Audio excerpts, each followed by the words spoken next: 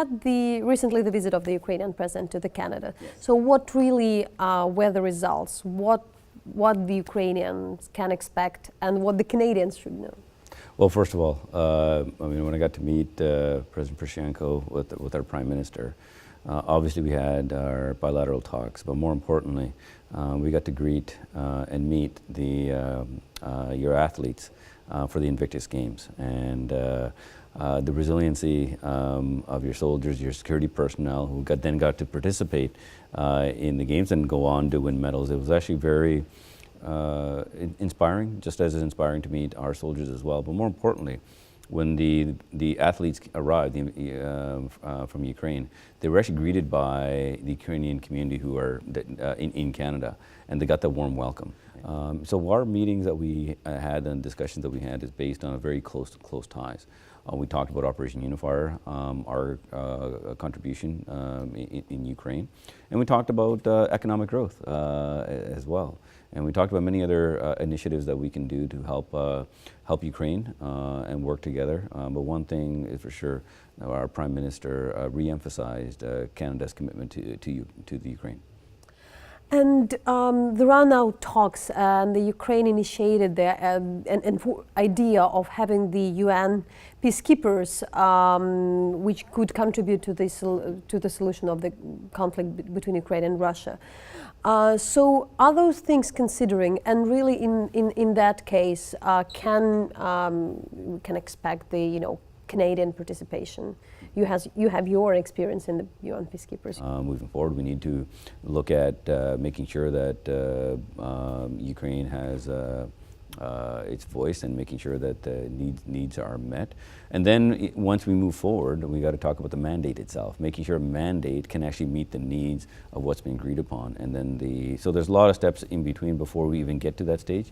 But I look at it, if there's an opportunity to bring stability there, I think it should be pursued. But as I stated, cautious optimism.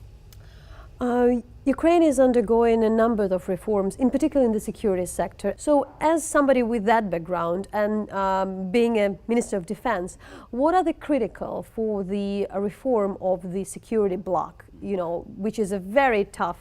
I have been impressed with the level of work within the Ukrainian Armed Forces, the capacity building that Canada has been providing, and then to see the progress has been impressive. But also, there's still a lot of work that needs to be done. Canada will be there to provide the level of support, but I've always stated is we want to make sure is the support can be absorbed as well. So that's why those reforms are very important. But I'm happy to see there has been progress made. What does it mean, the reforms to be, the help would be absorbed? Well, if you look at, for example, you can provide a shopping list of things that you need, right? If you don't have the ability to utilize it well, you can bring in a capability, right, and ask for something and provide it. But one is you need to be trained on it. That's the one obviously we know. But then how do you utilize that system? A system itself it has an effect. But within military planning, it's how do you integrate that into the wider structure within your armed forces is so important. The command and control structure. Then you can have the greatest fighting force, but if you can't sustain it, right, you're not going to be able to fight very well. And that's why that sustainment piece, the logistic piece is so important, and that's why the reforms are important. So based on the capacity building as you move forward, it allows you to absorb the additional capabilities and utilize it to the maximum effectiveness. And that's how we're trying to describe that. Canada is also backing the Ukrainian police reform. Now, you represent a different ministry, yet still, what are also, as we have this background working in police, also what are the critical things in probably changing the mindset, or is it like an equipment, what are the things to reform first for the police being, trusted by their people? No, as a former police officer, this is something I've been very impressed with in Ukraine, how those reforms in policing have progressed extremely well, where you can see the confidence within the Ukrainian population. The police professionalization and the reforms that's taken is critical, because they're the ones that actually deal with the population. and give confidence. And if a population has confidence in the police force, then you have a much greater confidence in your wider security apparatus and agencies. I think the military can learn a little bit also on how the police reforms have gone. So you mentioned that there is a community base there. You have seen the roots of that. In fact, I actually met with a retired RCMP officer who actually served in Afghanistan. And so I knew him from there. And so he gave me a very detailed perspective of what was going on. And when he said that he was impressed with the changes, and more importantly, the confidence that it was building with the population, I knew that it was working well. And hence the reason why we wanted to provide greater support. When things are going well, you want to make sure that you can actually provide greater support in that arena. But ultimately, the greatest success really is the population itself and the resiliency that's there. Like if you obviously know this far better than I do, and I got to go to Kyiv for the first time. When you land and you see the normality, skyscrapers being built, you just think you're visiting any other European city.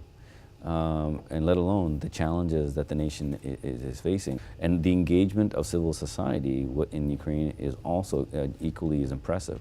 And how they've taken on this challenge, come together, and being able to volunteer their expertise. And I saw that directly in terms of the technology that's coming in because of the ingenuity. The Ukrainian community in Canada, there are among a lot of supporters of the Conservative government, and especially for their foreign policy being probably a bit more tough. And now there are talks about providing the lethal weapon by the US, which are more actual than they used to be. So what would be your answer on providing the lethal defense weapon on Ukraine? Well, actually, remember we go back to our original conversation.